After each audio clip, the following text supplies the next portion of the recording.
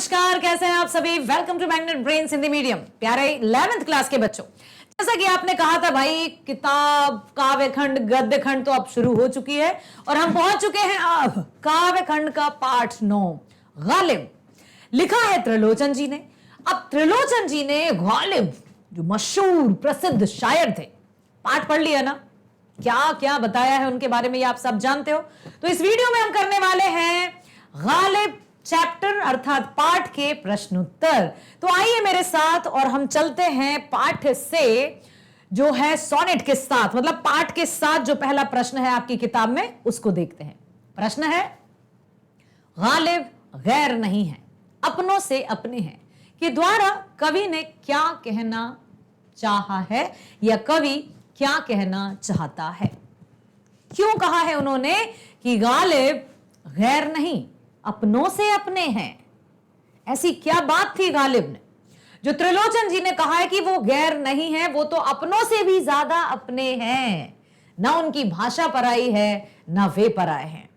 कौन सा धर्म, कौन सी जाति, उन सब बातों को परे रखते हुए उन्होंने कहा है कि गालिब अपनों से भी अपने हैं। देखो उत्तर कैसे लिखेंगे बेटा। प्रगतिशील काव्य धारा के प्रमुख कवि त्रिलोचन। आपको पता होना चाहिए कि कवि त्रिलोचन कौन सी काव्य धारा के कवि हैं। तो प्रगतिशील, प्रगतिवाद, प्रगतिशील काव्य धारा के प्रमुख कवि, ये उनके लिए विशेषण है। प्रगतिशील काव्य धारा के प्रमुख कवि त्रिलोचन ने उर्दू के महान शायर मिर्जा गालिब की गैर नहीं, अपनों से अपना कहा है। कवि के अनुसार गालिब हिंदी साहित्य के लेखकों से अलग नहीं है। हम उन्हें अलग नहीं रख सकते कि ये हिंदी साहित्य के नहीं हैं, इनकी भाषा तो उर्दू है। क्योंकि देखो जरा, गालिब अन्य हिंदी कवियों और साहित्यकारों के समान ही जीवन दर्शन, सामाजिक दर्शन तथा प्रकृति के रहस्यों को जनहित में उद्घाटित करने का कार्य अपने शायरों के माध्यम से किया है। उन्होंने अपनी शायरियों में जो शायरी उन्होंने लिखी है, उसके माध्यम से उन्होंने अपने जीवन जीने के तरीकों को बताया है, किस तरह से जीवन को जिया जाए ये बताया है। ठीक है, शायरी के हल्केपन से दूर गालिब और कथ्य का सारगर्भ चित्रण बड़े ही सहज, स्वाभाविक और ठेठपन में किया जाता है, जो कल्याणकारी और शिक्षाप्रद है।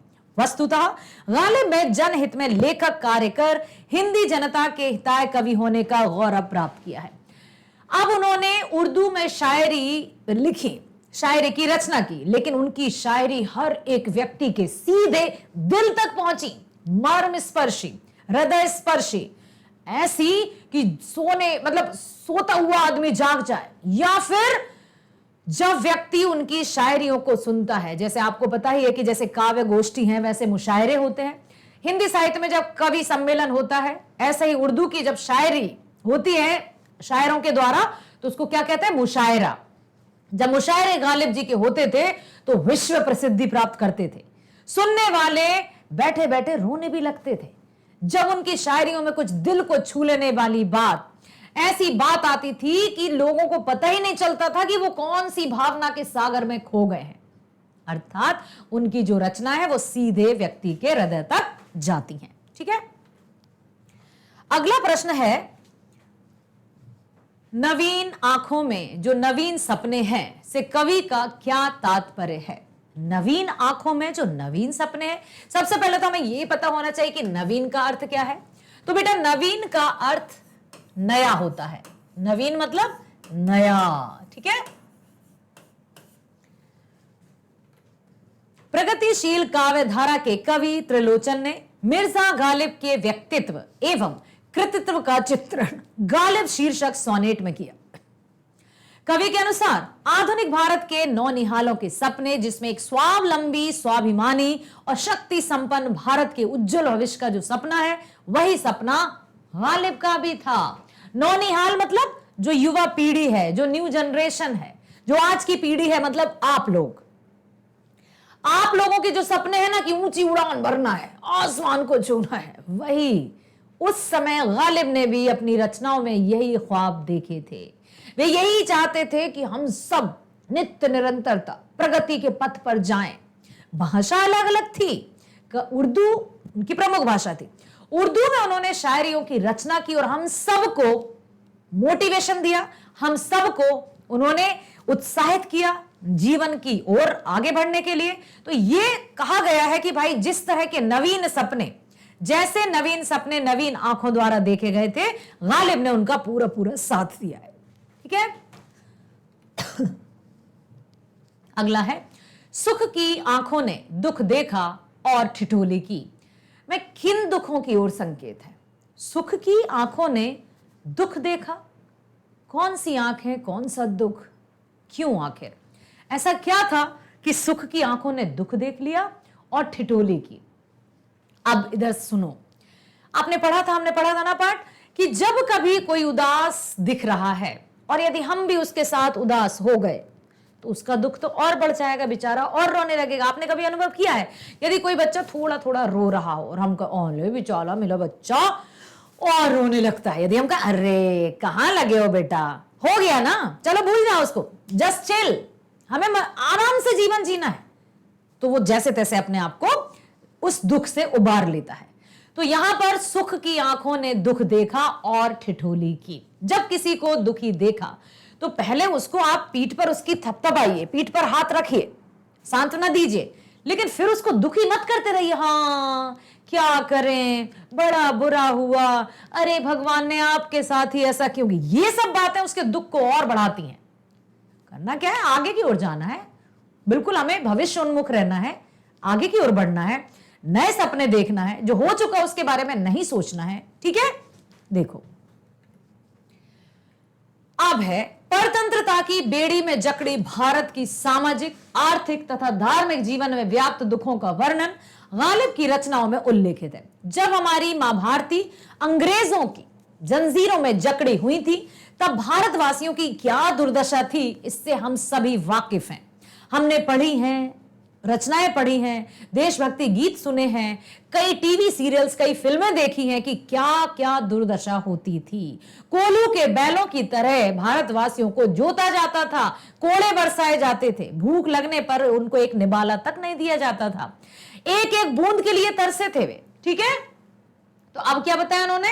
जब परतंत्रता की बेड़ी में जकड़ी भारत माता की सामाजिक, आर्थिक तथा धार्मिक जीवन में व्यक्त दुखों का वर्णन किया है गालिब ने। स्वतंत्रता प्राप्ति के सुख को देखने वाली आंखें भारत की दारुण दशा से व्यथित हैं। मिर्जा गालिब के अंटी में दाम नहीं है, वे साधारण जीवन व्यतीत करते हैं, अपने जीवन की कठिनाइयों भरे मार्ग से उतना दुख नहीं है, वे तो जीवन का साधक है, जिनकी आंखों में एक सबल, सजग, सुशिक्षित, स्वावलंबी तथा सर्वशक्ति संपन्न भारत का सपना है। उन्हें अपने व्यक्तित्व जीवन के दुखों से ठिठोली करने की आदत सी पड़ गई है। आ रहे ना दुख, आने दो, देखते हैं दुख भी हमें कितना दुखी करेगा। हम दुख को ज्यादा अवसर नहीं देंगे कि वो हमारे पास टिक सके।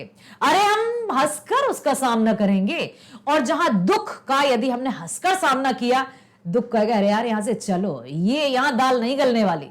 और यदि हम दुख आया और दुखी हो गए तो दुख कहेगा मजा आ रहा है, अच्छा माहौल मिला है मुझे, मेरे जैसा माहौल मिल गया तो वो यहीं रुक जाएगा।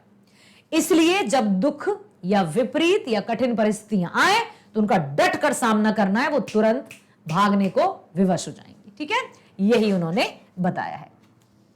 अगला है, गालिब ने अक्षर से अक्षर की महिमा किस प्रकार जोड़ी। अक्षर से अक्षर की महिमा किस प्रकार जोड़ी, देखो। कविवर त्रिलोचन ने उर्दू के महान शायर मिर्जा गालिब के शायरों का भारतीय साहित्य, भारतीय जीवन तथा भारतीय दर्शन पर गहरा और व्यापक छाप को सहज ही परिलक्षित किया है। गालिब का व्यक्तित्व सहज, सादगीपूर्ण तथा शिक्षाप्रद था। उनकी रचनाओं में हिंदी, उर्दू तथा फारसी का तालमेल था पूरी तरह से। गालिब ने जो कुछ लिखा है वह जीवन के सत्य के अत्यंत करीब है। उन्होंने कल्पना में बातें नहीं की हैं, हवा में बाण नहीं छोड़े हैं। जो कुछ लिखा जीवन की वास्तविकताओं पर आधारित लिखा। जैसे कबीरदास जी के दोहे सुने ना बेटा आपने? कबीरदास जी की जिस तरह की रचनाएं थी ना, कि सैकड़ों वर्ष, 600-700 वर्ष हो चुके हैं, लेकिन उनकी रचनाएं, उनके द्वारा रचित दोहे, उनके द्वारा रचित साखियां आज भी हमारे जीवन से पूरी तरह मेल खाती हैं। इसी तरह से गालिब की जो रचनाएं हैं वो हमारे जीवन से पूरी तरह मेल खाती हैं, और इसीलिए आज भी गालिब की जो शायरियां हैं चरम उत्कर्ष पर हैं। आज भी उनकी वैल्यू, उनकी प्रासंगिकता बनी हुई है। गालिब ने जो कुछ लिखा है जीवन के सत्य के अत्यंत करीब है। अन्य उर्दू शायरों की भांति उनकी शायरी में फूहड़पन और हल्केपन का समावेश ना होकर तथ्य और कथ्य पर, मतलब जो कहा गया है वो प्रामाणिक रूप से है। उनकी रचनाओं में नैसर्गिक रूप से भारतीय परंपरा सहज ही दृष्टिगोचर होती है। ठीक है। उनकी भाषा की सशक्तता, सार एवं चित्रण दुनिया के लिए एक दुर्लभ उदाहरण है। शब्द से शब्द जोड़कर उनकी महिमा को व्यापक अर्थ में जनहित में उद्घाटित करने वाले कवियों की श्रेणी में गालिब प्रतिष्ठित है। शब्द से शब्द को जोड़कर सार्थक शब्द बनाया और जीवन के लिए उपयोगी, जो हम सब के लिए लाभकारी है। यदि हमने उनकी रचनाओं को सुना, समझा और उसके आधार पर अपने जीवन को जिया तो निसंदेह हम अपने मार्ग में सफल होंगे, हम अपने लक्ष्य को प्राप्त कर लेंगे। ठीक है। कवि के रूप में उन्होंने हिंदी, उर्दू तथा फारसी शब्दों के समायोजन कर व्यापक दृष्टिकोण प्रस्तुत किया है। महान उर्दू शायर गालिब के शब्द का समुचित आधार बनाकर तथा शब्द से शब्द को जोड़कर तथ्य और कथ्य को सहजता से पाठक के सामने प्रस्तुत करने में उन्होंने महारत हासिल की। अगला है, निम्नलिखित पंक्तियों की सप्रसंग व्याख्या कीजिए। अपना कहने को क्या था, धान धान नहीं था, सत्य बोल था, जब जब मुंह खोल रहे थे। क्या कहा है इस पंक्ति के माध्यम से, देखिए। प्रस्तुत व्याख्यान पंक्तियां प्रगतिवाद काव्य धारा के प्रमुख कवि त्रिलोचन जी द्वारा रचित हैं और ये ली गई हैं गालिब सोनेट से। इस कविता में कवि ने उर्दू के महान शायर मिर्जा गालिब के व्यक्तित्व और कृतित्व को हम सब के समक्ष प्रस्तुत किया है। उनको निखारने का, उनके व्यक्तित्व और कृतित्व को निखारने, संवारने तथा गहराई से अनुशीलन किया है। गालिब की जिंदगी का चित्रण करते हुए कवि कहते हैं कि भले ही गालिब के पास धन धान नहीं था, अपना कहने के लिए कुछ नहीं था, परंतु उन्होंने अपनी सत्यनिष्ठा के संबल को कभी नहीं छोड़ा। उन्होंने स्पष्ट किया है कि मेरे पीछे कोई रोने वाला नहीं है, मेरा घर परिवार रिश्ते नाते कोई नहीं है, फिर भी एक संबल है, एक विल पावर है, एक आत्मशक्ति है जिसके माध्यम से वो सच्चाई को उजागर करते हैं। किसी के बहकावे में या किसी के पिछलग्गू या किसी के आगे दुम हिलाने वाली बात तो उनमें कतई नहीं थी। हमेशा आराम से जिए, आत्मसम्मान के साथ जिए और सत्य पर आधारित रचनाएं की। यह है गालिब की खासियत जो उन्हें अन्य लोगों से बेहतरीन बनाती है। गालिब की शायरी सत्य और समय अनुरूप थी, जहां से मानव जीवन के तार सहज ही झंकृत होते हैं। उन्होंने जब भी मुंह खोला अर्थात रचना की, वह सत्य पर आधारित भारतीय जनजीवन का सार गार्भित तत्व थे। जब भी उन्होंने मुंह खोला सत्य ही निकला। ठीक है। गालिब सरलता, सादगी तथा सत्यनिष्ठा के लिए प्रसिद्ध थे। अब आपसे कोई पूछे कि गालिब क्यों प्रसिद्ध थे, आखिर क्या थी उनमें खासियत, एक वाक्य में उत्तर दे सकते हो कि गालिब सरलता, सादगी तथा सत्यनिष्ठा के लिए प्रसिद्ध थे। उनके इन्हीं गुणों के कारण वे हिंदी साहित्य के करीब उनकी रचना पहुंच सकी और हिंदी कवि ने उन्हें अपनों से अपना कहा। समझ में आया क्यों त्रिलोचन जी ने गालिब को अपनों से भी अपना कहा? क्योंकि उनकी रचनाओं में वो बात थी, उनकी रचनाओं में वो भावनाएं थी, उनकी रचनाओं में जीवन की वास्तविकता का निचोड़ था। उनकी रचना काल्पनिकता पर नहीं थी, मनुष्य जीवन पर आधारित थी, सत्यता पर आधारित थी। किसी को बुरा लगे या किसी को भला लगे, उन्हें किसी चीज का कोई मलाल नहीं रहता था। जो सत्य है तो सत्य है। चलते हैं आगे। इस रचना के आधार पर गालिब के व्यक्तित्व की कौन कौन सी विशेषताएं उभर कर सामने आती हैं। अब हमने रचना पढ़ी गालिब और हमने देखा कि कवि त्रिलोचन जी, जो कि प्रगतिवाद के प्रमुख कवि माने जाते हैं, उन्होंने गालिब को अपनों से भी अपना कहा है।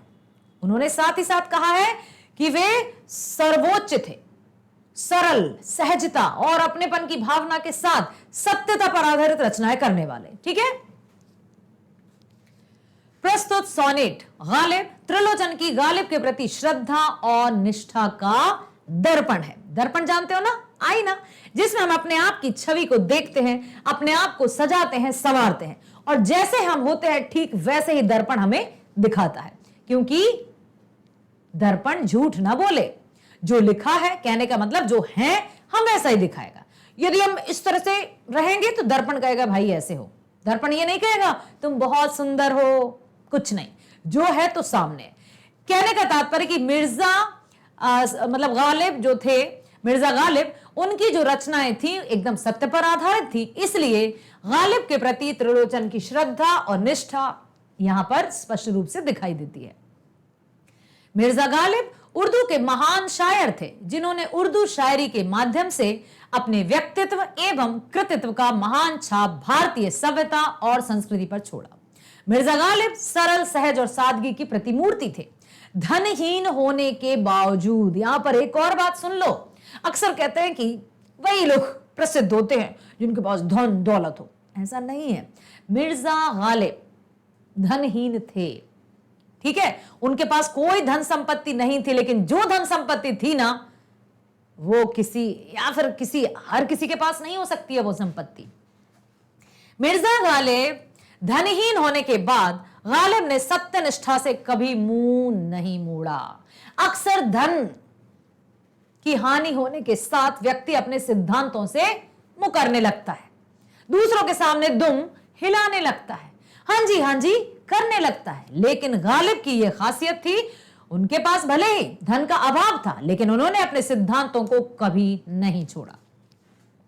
गालिब ने अपनी रचनाओं को जनहित में उद्घाटित कर एक नवीन चेतना, नवीन आशा एवं नवीन ध्येय से जनमानस को जोड़ने का प्रयास किया। ठीक है,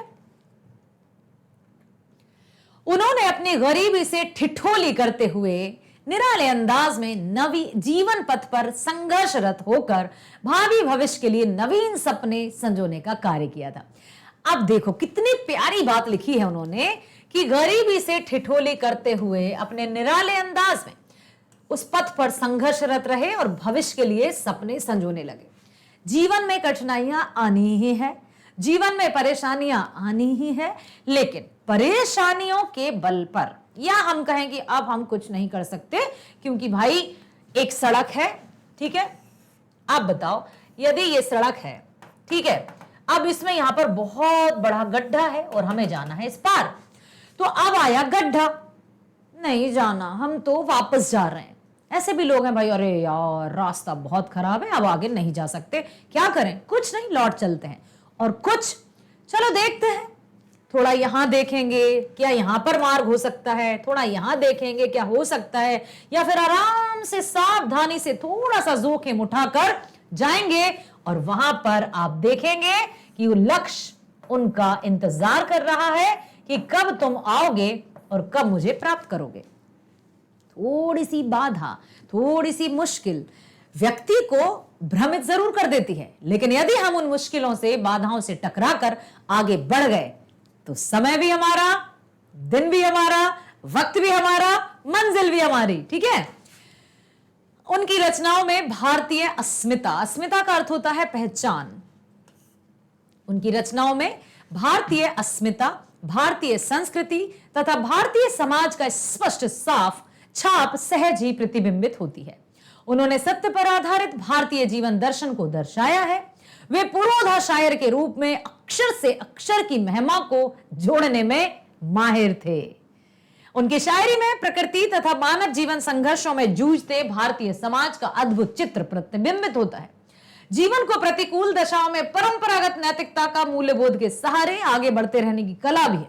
साथ ही साथ गालिब को भारतीय जनमानस अक्षर में अक्षर की महिमा जोड़ने वाला जीवन का साधक कवि के रूप में चिरस्मृत करता रहेगा। हमेशा गालिब की पहचान बनी रहेगी, उनका मान सम्मान बना रहेगा। अगला प्रश्न है, गालिब होकर रहे से कवि का क्या आशय है?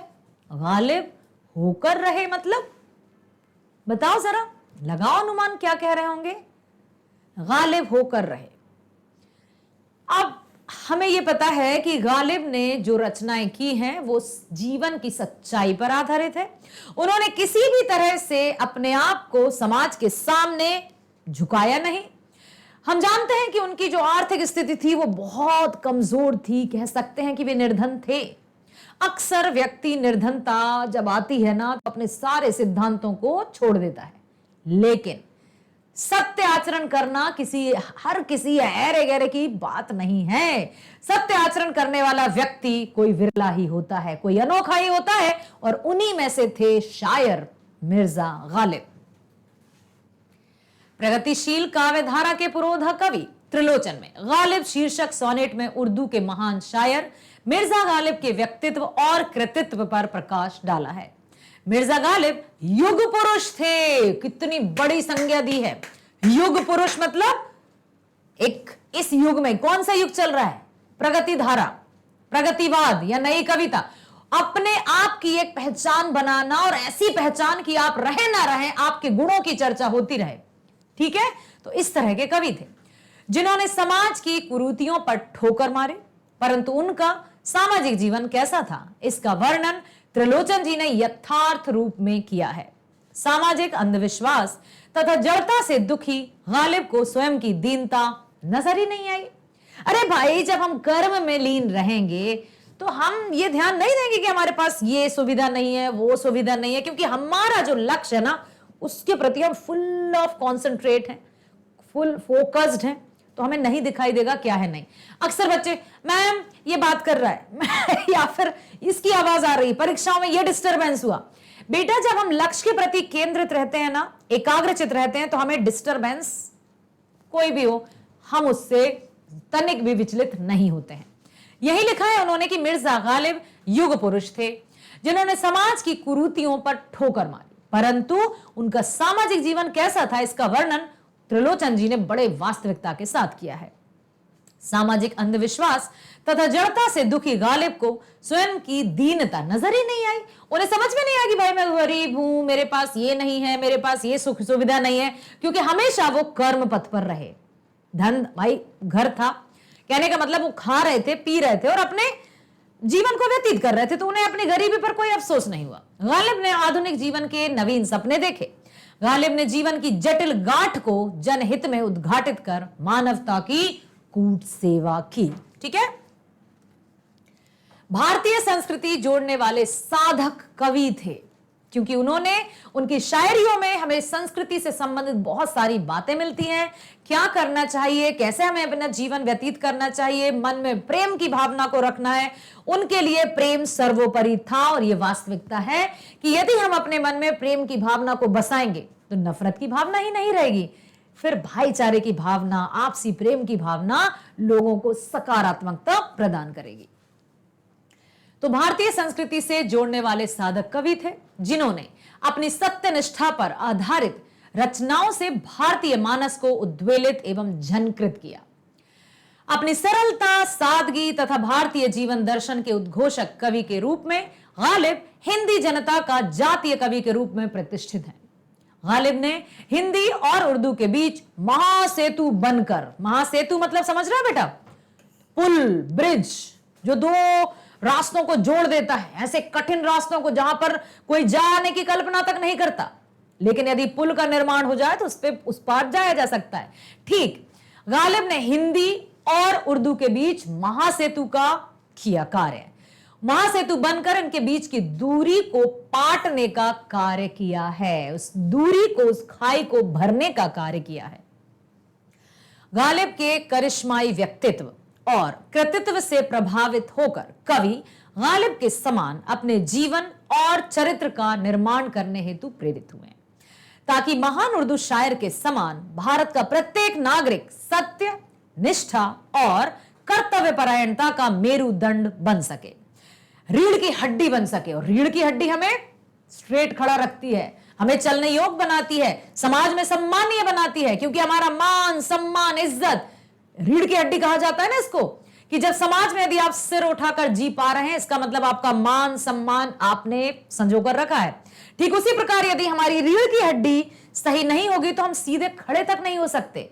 मेरुदंड जो हमें मान सम्मान दिलाता है। इस प्रकार गालिब का संपूर्ण व्यक्तित्व शिक्षाप्रद और अनुकरणीय है, जिनसे हम शिक्षा प्राप्त कर सकते हैं। ठीक है, सोनेट के आसपास प्रस्तुत रचना एक सोनेट है। सोनेट के विषय में जानकारी प्राप्त कीजिए। सोनेट क्या है? देखो, सोनेट एक प्रकार की 14 पंक्तियों की कविता है। अब याद रखना कि सोनेट किसे कहते हैं? 14 पंक्तियों की कविता है। परंपरागत रूप से एक सोनेट की 14 पंक्तियों में एक सप्तक, 8 पंक्तियों का एक छंद, एक मतलब जो सोनेट रहता है उसमें एक सप्तक या 8 पंक्तियों का एक छंद वाली 2 चौपाइयां और एक सेट 6 पंक्तियों का एक छंद शामिल होता है। तो 8 और 6 कितने हो गए? 14। सोनेट आमतौर पर आयम्बिक पेंटामीटर के 1 मीटर का उपयोग करते हैं और एक निर्धारित कविता योजना का पालन करते हैं। इतना याद रखो कि सोनेट 14 पंक्तियों की एक कविता होती है जिसकी संख्या बिल्कुल निश्चित है। ऐसा नहीं कर सकते चलो 15 कर देते हैं, चलो 13 कर देते हैं। 14 पंक्तियां रहेंगी ही रहेंगी, जिसमें एक सप्तक होगा 8 का और दूसरा होगा 6 पंक्तियों का। ठीक है, यही सोनेट कहलाता है। गालिब उर्दू के महान शायर हैं। उनके व्यक्तित्व एवं कृतित्व के विषय में अपने शिक्षक से चर्चा कीजिए। तो भाई अभी हमने देखी सरलता, सहजता, ठीक है, निडरता, एकनिष्ठता, कर्म के प्रति कर्तव्य परायणता, ये सारे गुण तो थे गालिब में। मिर्जा गालिब का पूरा नाम मिर्जा असद उल्लाह बेग खान उर्फ गालिब था। उनका जन्म याद रखिएगा, उनका जन्म हुआ था 27 दिसंबर 1796। ठीक है, मिर्जा गालिब का जो जन्म हुआ था वो 27 दिसंबर 1796। अभी कौन सा चल रहा है? मतलब 18वीं सदी की बात है और यहां देखो हम 21वीं सदी में जी रहे हैं। सैकड़ों वर्ष बाद भी उनकी रचनाएं हमारे साथ है। उत्तर प्रदेश के आगरा जिले में हुआ था और निधन 15 फरवरी सन 1869 में दिल्ली में हुआ। 27 दिसंबर 1796 से 1869। ठीक है, ये उनका जीवन काल है। याद रखना, मैं पूछूंगी कभी भी। वह फारसी और उर्दू दोनों जुबान में लिखते थे। आगरा, दिल्ली व कोलकाता में अधिक वक्त बिताने वाले गालिब उर्दू गजलों के लिए जाने जाते हैं। आगरा और कोलकाता, ठीक है, आगरा में उनका जन्म हुआ था, दिल्ली में उनकी मृत्यु हुई थी, कोलकाता में भी उन्होंने अपने जीवन के कुछ दिन व्यतीत किए। अगला है, गालिब की गजलों को कई गायकों ने गाया है। उन कैसेटों को सुने और अपनी पसंद से उनकी 10 शेर सुने। अपने मित्रों से उसकी शायरी पर चर्चा करें। बेटा मुझे बताइए, क्या आपने मिर्जा गालिब की कोई शायरी सुनी है? सुनी है? बताओ सुनी है कि नहीं? सुनना। अब देखो, रगों में दौड़ते फिरने के हम नहीं कायल, रगों में दौड़ने फिरने के हम नहीं कायल, जब आंख ही से ना टपका तो सिर, तो फिर लहू क्या है। अगला है, वो आए घर में हमारे खुदा की कुदरत है, वो आए हमारे घर में खुदा की कुदरत है, कभी हम उनको कभी अपने घर को देखते हैं। ये उन्हीं की गजल है। हर एक बात पे कहते हो तुम कि तू क्या है, हर एक बात पर कहते हो कि तू क्या है, तुम ही कहो कि अंदाज ये गुफ्तगू क्या है। वाह वाह वाह वाह, इरशाद इरशाद, क्या रचना थी यार, मजा आ गया।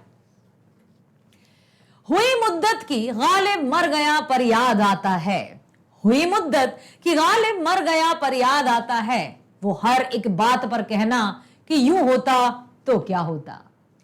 आपको पता है, एक अभिनेता अमिताभ बच्चन जी की एक गीत है जिसमें है कि ये होता तो क्या होता, तुम होते तो क्या होता। वो गालिब की ही पंक्तियां हैं। बिजली एक कौंध गई आंखों के आगे तो क्या, बिजली एक कौंध गई आंखों के आगे तो क्या, बात करते कि मैं लब तश्न तकदीर भी था। यही है आजमाना तो सताना किसको कहते हैं, यही है आजमाना तो सताना किसको कहते हैं। अधू के हो लिए जब तुम तो मेरा इम्तिहान क्यों हो। हमको मालूम है जन्नत की हकीकत, लेकिन हमको मालूम है जन्नत की हकीकत, लेकिन दिल के खुश रखने को गालिब ये ख्याल अच्छा है, दिल को खुश रखने को गालिब ये ख्याल अच्छा है। वाह वाह, नमन करते हैं हम उर्दू के प्रसिद्ध शायर मिर्जा गालिब जी को। बताओ जल्दी, जन्म कब हुआ था? 1796। मृत्यु कब हुई थी? जल्दी बताओ, मृत्यु कब हुई थी? जल्दी बताओ। मृत्यु हुई थी 1869 में। ठीक है, हां, अब देखो, इश्क पर जोर नहीं है ये वो आतिश गालिब। इश्क मतलब प्रेम, उर्दू में प्रेम को इश्क कहते हैं। इश्क पर जोर नहीं है ये वो आतिश गालिब कि लगाए ना लगे और बुझाए ना बुझे। तुम ना आए तो क्या सहर ना हुई। सहर मतलब शाम या सुबह, शाम। तुम ना आए तो क्या सहर ना हुई, हां मगर चैन से बसर ना हुई। मेरा नाला सुना जमाने ने, एक तुम हो जिसे खबर ना हुई। क्या बात है भाई। जला है जिस्म जहां दिल भी जल गया होगा, जला है जिस्म जहां दिल भी जल गया होगा। कुदरते हो जो अब राख जुस्तजू क्या है। गजब गजब गजब। शेर और गजल किसे कहते हैं? बहुत बहुत महत्वपूर्ण प्रश्न है, आपको पता होना चाहिए कि शेर किसे कहते हैं और गजल किसे कहते हैं। अब शेर और गजल में अंतर क्या है, इसको सुन लीजिए। गजल एक लंबी कविता होती है, ठीक है, जिसमें 5 से 25 शेर हो सकते हैं, मतलब शेरों को मिलाकर गजल बनती है। जबकि शेर 2 पंक्तियों की एक कविता होती है। अब इतना याद रखना, जैसे अभी हमने देखे ना, ये अकेला इतना होता ये शेर है, 2-2 पंक्तियों का है वो शेर। और यदि पूरी कविता को हम देखें, कई शेर मिलकर गजल बनती है। ठीक है, कई शेरों को मिलाकर गजल बन जाती है और हर एक शेर का अपना अलग स्वतंत्र अर्थ होता है। ऐसा नहीं कि एक के साथ दूसरा पिरोया गया है, एक से दूसरे को इंटरलिंक किया गया है। हर एक शेर का अपना अलग अर्थ होता है। शेर 2 पंक्तियों का और गजल कई पंक्तियों की, जो शेरों से मिलकर बनती है। भाषा की बात। प्रस्तुत सोनेट में त्रिलोचन ने कई मुहावरों का प्रयोग किया है, जैसे अपनों से अपना, अंटी में दाम ना होना आदि। पाठ के आधार पर ऐसे मुहावरों की सूची बनाएं और उनका वाक्य में प्रयोग करें। बताओ, क्या आपने कभी मुहावरे पढ़े हैं? अब आप सोच रहे होंगे मैडम हमने तो बहुत मुहावरे पढ़े हैं। ठीक है, देखते हैं यहां क्या दिए हैं। कवि त्रिलोचन रचित गालिब शीर्षक सोनेट में निम्नलिखित मुहावरे आए हैं, जैसे अपनों से अपना, तुमसे क्या छिपाना, तुम तो अपने से अपने हो। ये सेंटेंस हो गया। अपनों से अपने, तुमसे क्या छिपाना, तुम तो अपनों से अपने हो। फिर आया गांठ जटिल, भागने में नहीं बहादुरी जीवन की जटिल गांठ खोलने में है। अंटी में रिलाय, कंपनी तुम खरीदोगे, अंटी में दाम भी है या नहीं। सांस पर सांस तोलना, किस शब्द का क्या प्रभाव होता है, वो बोलने से पहले सांस पर सांस तोल लेना चाहिए। ठीक है, अपना कहने को क्या, अपना कहने को क्या, तुम मेरी छोड़ो अपनी जरूरत की कहो। मुंह खोलना, कीमत मुंह खोलने की भी होती है। गालिब होकर रहे, जीवन से हार कर नहीं, जीवन को गालिब होकर आनंद उठाओ। कहने का मतलब, जो गालिब का अर्थ यहां पर कवि त्रिलोचन जी ने आनंद दिया है कि गालिब की तरह जियो, गालिब होकर जीवन बिताओ, आनंदित होकर अपने जीवन को बिताओ। महिमा गरिमा, शब्दों की तरह इमा प्रत्यय लगाकर 8 अन्य शब्द भी बनाइए। इमा, पूर्णिमा, अरुणिमा, कालीमा, लालिमा, रक्तिमा, गरिमा, लघिमा, महिमा। ठीक है, धन धान में कौन सा समास है? समास पता है बच्चों, भूले तो नहीं। समास क्या होता है? 2 पदों के मेल को समास कहते हैं। और समास का जो शाब्दिक अर्थ होता है वो होता है संक्षिप्तीकरण। संक्षिप्त मतलब छोटा, किसी बड़े को छोटा करना समास। 2 पदों के मेल को समास। और समास मुख्य रूप से कितने होते हैं? 5, 6, 4, कितने होते? 4 प्रकार के हैं, लेकिन एक जो समास है उसके 2 उपभेद भी हैं, इसलिए 6 भी लिखे रहते हैं। ठीक है, अब धन धान, पूर्व पद रहता है, उत्तर पद रहता है। यदि दोनों पद इक्वल हुए तो वहां द्वंद्व समास होता है। तो धन धान में क्या आपको लग रहा है कोई पद छोटा है, कोई पद बड़ा है? बताओ जल्दी। समास जो है उसका अर्थ होता है संक्षिप्त। संक्षिप्त, संक्षिप्त का क्या अर्थ होता है बेटा? छोटा। ठीक है, तो यहां हम देखें, मैं आपको एक और बात याद दिला दूं, अब तक द अव्ययी भाव, अव्ययी भाव समास, बहुव्रीहि, पता है ना, एक बार और मैं आपको रिमाइंड करा रही हूं, बहुव्रीहि, तत्पुरुष, कर्मधारय, द्विगु और द्वंद्व, ठीक है। तो द्वंद्व समास जो रहता है उसमें दोनों पद इक्वल रहते हैं, ना कोई छोटा ना कोई बड़ा। तो धन धान में तो हमें लग रहा है कि भाई द्वंद्व समास ही होना चाहिए, है ना।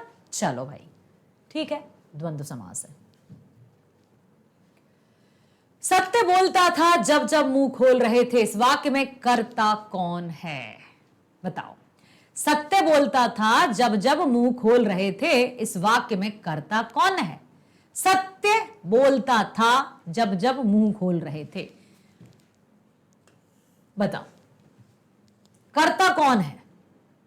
कर्ता किसे कहते हैं, जिसके द्वारा कुछ कार्य किया जा रहा हो। और यहां कौन क्या कर रहा है, सत्य बोल रहा है ना। तो सत्य बोलना मतलब सत्य ही करता हुआ, सत्य के द्वारा ही तो बोला जा रहा है। तो यहां पर सत्य होगा कर्ता। इस वाक्य में कर्ता सत्य है जो बोलने का कार्य कर रहा है। क्या बात है, यदि आपने दिया है उत्तर, वेरी गुड। बेशक में बे उपसर्ग है, बे उपसर्ग लगाकर 7 शब्द और बनाओ, बताओ जरा। अब जैसे बेकार, बे और क्या जुड़ेगा इसमें, कार जुड़ गया, बेकार हो गया, बे बस हो गया, बे चैन हो गया, बे हया हो गया, और क्या होगा बताओ जल्दी, बेशर्म हो गया, ठीक है। और बताओ बेटा, 1 2 3 4 5, अभी बनाना कितने हमें, 7। और बताओ, बेहया, बेमुराद, बेमुराद भी होता है, ठीक है। और बताओ, बेकार, बेबस, बे और क्या होगा, सोचो सोचो। चलो अब हम देखते हैं यहां क्या लिखा है। ओके देखो यहां पूरे अलग है, मतलब ये हमारे और अलग हो गए। लिखा है बेकार, तो बेकार तो हमारा हो गया है, बेकार तो हमारा मैच कर गया, ठीक है। बेकार, बेलगाम, बेमुरवत, बेमजा, बेसहारा, बेलौस, बेसुरा, ठीक है। बे उपसर्ग है, और उपसर्ग किसे कहते हैं, जो किसी मूल शब्द के आगे लगते हैं पूर्व में। वे शब्दांश जो किसी मूल शब्द के पहले लगकर एक नए शब्द का निर्माण करें। अक्षर शब्द के प्रयोग में श्लेष अलंकार है, कैसे, स्पष्ट कीजिए। अक्षर और श्लेष अलंकार किसे कहते हैं, जहां एक ही शब्द के अन्य अनेक अर्थ हों। एक ही शब्द के विभिन्न संदर्भों में जब अलग अलग अर्थ, भले ही वो निरर्थक ही क्यों ना हो, तब वहां श्लेष अलंकार होता है। यहां अक्षर का पहला अर्थ है वर्ण, और दूसरा अर्थ है वाणी, और तीसरा अर्थ है सर्वशक्तिमान काल पुरुष, जन्म जरा मरण से रहित ईश्वर, ब्रह्म परमेश्वर और अल्लाह, जो कभी नष्ट ना हो, वो भी अक्षर। अक्षर मतलब वर्ण भी है, इसलिए यहां श्लेष अलंकार। त्रिलोचन की काव्य भाषा में एक सादगी और सरलता दिखलाई पड़ती है, जो चौड़ी गहरी नदी जैसी बताई जाती है। इस सोनेट की सादगी और सरलता को आधार बनाकर उनकी काव्य भाषा पर एक टिप्पणी कीजिए कि मिर्जा गालिब की भाषा कैसी थी। त्रिलोचन प्रगति आंदोलन के प्रमुख कवि माने जाते हैं। प्रगतिवाद की विशेषताओं में एक यह भी है कि सरल बोधगम्य शब्द, जो प्रगतिवाद की धारा रही ना, जैसे छायावाद की प्रकृति की विशेषता, प्रगतिवाद में सरल बोधगम्य शब्दों, बिंबों के माध्यम से कवि अपनी बात रखता है, किंतु उसकी मारक क्षमता कहीं अधिक बड़ी होती है।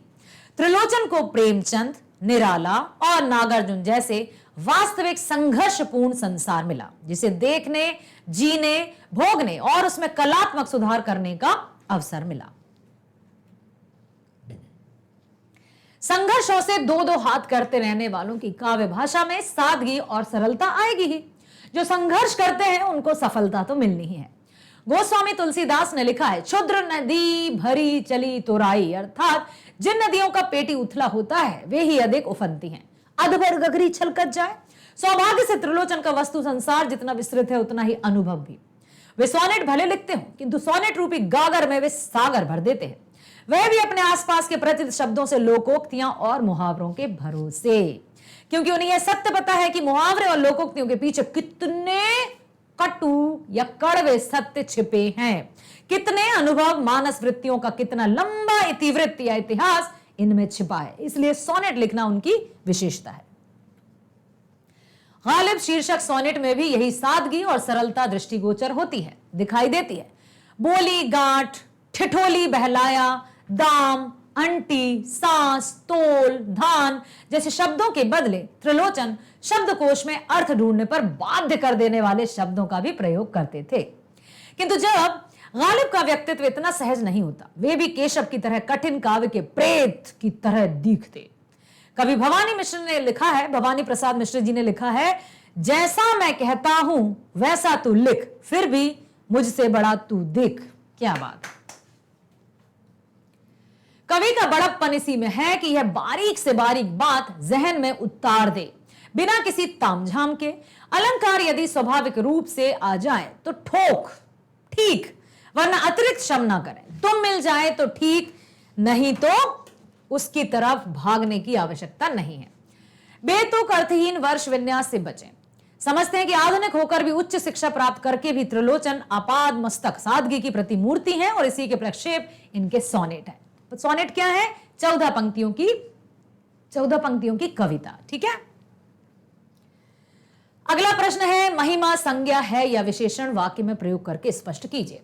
तो बेटा महिमा भाववाचक संज्ञा है ना। महिमा अपरंपार है, जिसका अर्थ है बड़ाई, महानतम, महात्म्य, गौरव आदि।